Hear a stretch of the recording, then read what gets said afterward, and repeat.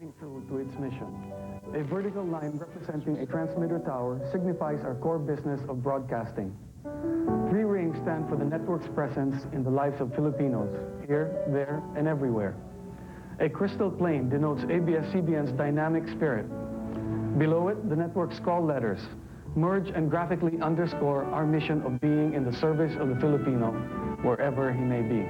From broadcasting pioneer to a total entertainment and information company, ABS-CBN has gone, so to speak, out of the box, all the while embodying the visions and ideals of our founder, the late Eugenio Lopez Jr. ABS-CBN takes on a new look, starting today and onward, while remaining true to our reason for being, in the service of the Filipino.